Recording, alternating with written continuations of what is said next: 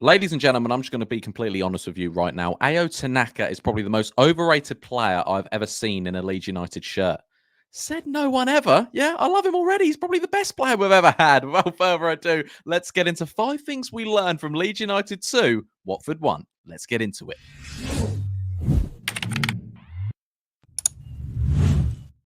I can see you now, untyping your angry comments. All right, guys, what's going on? My name is Ollie Ward. Welcome back to the Ollie Ward channel. Happy Thursday. Hope you've all had a good day and you're ready for the latest Ollie Ward video on the Ollie Ward channel. Hello. Before we get into it, you guys know what to do. If you want to see more videos like this, be sure to smash. Let's go for 200 likes, please. Get down there right now and smash a like. Also, subscribe if you're new. Seriously, how long has it taken us to hit 18,400? You guys are taking the piss now. Get down there and subscribe. Seriously, I'm not going to move on. Okay, we'll move on. And also comment your thoughts on the Watford game. Obviously, it's a couple of days ago now, but we now look ahead to Bristol City on Saturday, where Leeds United are going to get another 3 points. If you don't know what this series is, basically, after most games, I've missed a few weeks, we do 5 things we've learned from the game. It's a bit rubbish, but we're going to talk about it anyway. Without further ado, let's get into it. So the first point we're going to talk about is the title of the video, Tanaka. What a player. What a bloke. And how well has he just fit in the Leeds United side? A player that cost us $3.5 million. No one knew who he was. Bit of an underwhelming signing when it came in.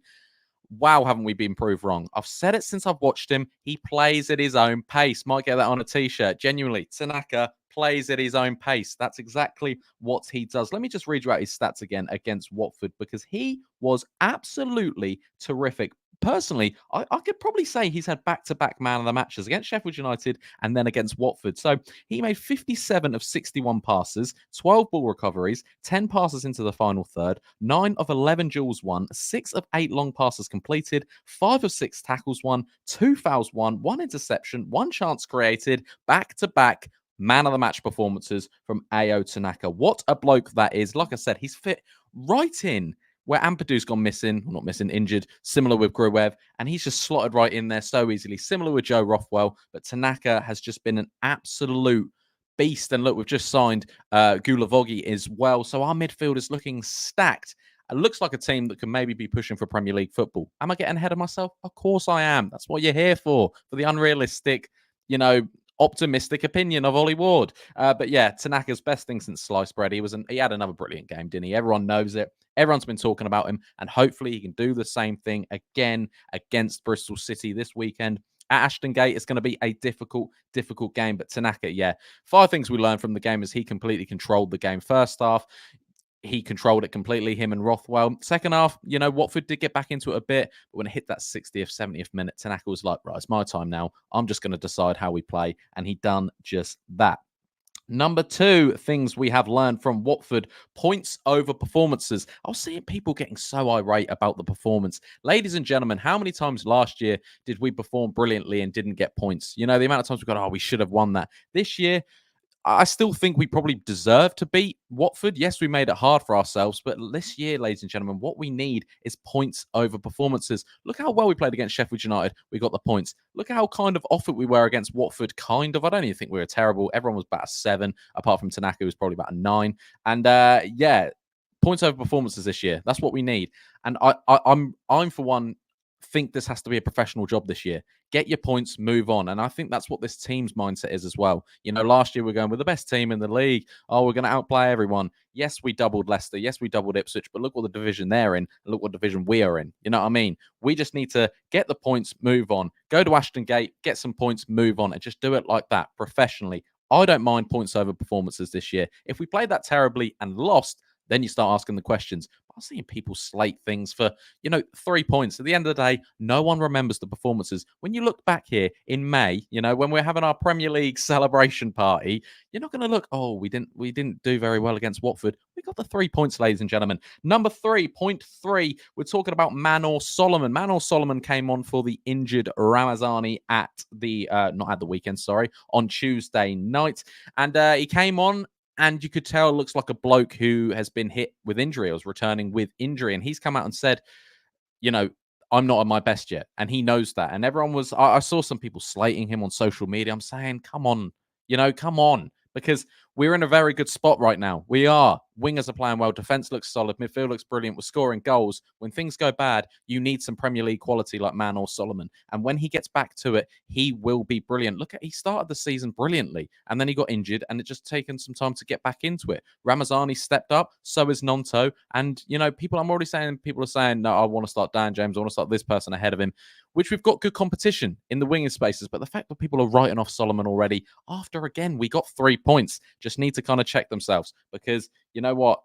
I just think Manel Solomon is a very, very good player, and it looks like we're going to have a little chat for our 5th point, who should come in for Ramazani at the weekend. But yeah, Solomon was honest, and he came out and said, I'm not match fit yet. I'm not 100% 90 minutes yet, but when I get back on it, he will be firing. And I absolutely love and respect the honesty. And he saw his performance on Tuesday and thought, that's not me. I could do a lot better than that. And I still thought he was all right. Yes, he was a bit sluggish. Yes, he was a bit slow and a tad bit greedy. So was Dan James when he came on as well. But either way, Solomon will be back to his best, and we just need to give him a bit of time. We just so quick to jump on everything, this fan base, including myself. I'm not blaming anyone. Number 4, Firpo at fault. For what, Ollie? He got a yellow card. He's out for this weekend. It was either Firpo, Roden, or Bogle. One of them was going to get the yellow, weren't they? And in the end, it was Firpo for a silly foul, an annoying foul. He gets a yellow. That's his 5th one of the season. He misses this weekend. Who comes in? Well, it will be Sam Byram. Realistically, it will be reliable old Sam Byram. But this is time that you want to see Isaac Schmidt. You really, really do. You want to see what he can do. Yes, he's young. Yes, he probably knows that he's going to get sporadic minutes. He probably knows that his left-back position will be for the future. But either way, I would like to see Schmidt. Nothing wrong with Byram. I think Byram is reliable, and he's probably the more safer option to play against Bristol City, because Bristol City aren't a turnover. So I think it will be Sam Byram. What do you guys think? Do you guys want to see Schmidt, or would you like to stick with Sam Byram at left-back, just because of the substitutes that Farke makes and how much, Sam Byram and Farke kind of love each other? I think Sam Byram will start the weekend, but obviously Firpo is at fault for that. It was a silly yellow, but it was going to come, wasn't it? Roden will probably get one of the weekends, similar with Bogle. Then you have to sort yourself out then. But yeah, it wasn't at fault or anything else. I just thought it was a catchy title. And number 5, we're talking about the Ramazani injury. The thing we've learned from that is, oh, not good. He put on his Instagram, I will be back, with a black and white screen, him down injured. That doesn't look like a bloke who's going to be ready and fit for Saturday. I don't know about you, ladies and gentlemen. It looks like it maybe could be till the next international break. I don't know. Apparently, it was a twisted ankle. It's going to be assessed. I'm sure Daniel Farke will talk about it in his press conference tomorrow, or is it happened today? I don't even know. Surely it does it 2 days before. Either way, Daniel Farke, I don't think he spoke about it, unless I'm being absolutely stupid right now. Either way, Ramazani injured. Who would you start? I know a lot of people are going to say you've got to start, Dan James ahead of Solomon, but Solomon came on before Dan James. Farke might have more of an interest to start Solomon, Dan James off the bench. What would you guys do? Personally, I probably would maybe start Dan James and you put Nonto out on the left, but I guess Solomon is more of a natural left and you can keep Nonto right. So he might start with Solomon. I want to know what you guys think. I also want to know, would you start Joseph or would you still start Piroe? Because we saw one of them games where Piroe, he does normally prove me wrong, where I go, what is Piroe doing? You've got to take him off. And, that normally happens. Then he scores or sets up a goal.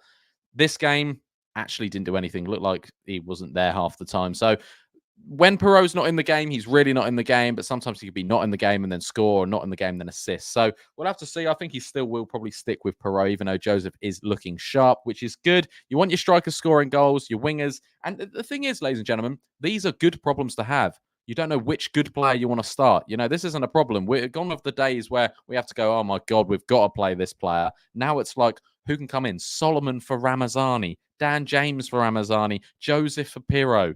You know what I mean? Schmidt or Byron. We've got players, ladies and gentlemen, and we're going to be okay. I'm going to give you a quick score prediction. I'm going to say a 3-1 Leeds against Bristol City. That's a bit crazy. I don't even know if I believe that myself. So the 5 things we've learned from Leeds United 2, Watford 1, was just Tanaka. Wow, what a player. Points over performances this season. Solomon, lay off him. He was honest with his own performance. Firpo at fault. Who comes in? Most likely Sam Byram. And who would you replace for Ramazani? Would it be Solomon or would it be Dan James? I personally think he'll go Solomon. I probably would like to see Dan James, but who knows? Let me know what you guys think in the comments. I've been Ollie Ward. You guys have been excellent. I will see you in the match reaction after we beat Bristol City, hopefully. I've been Ollie Ward. Smash that like button, subscribe if you do, and I'll catch you in the next video. Cheery. Oh.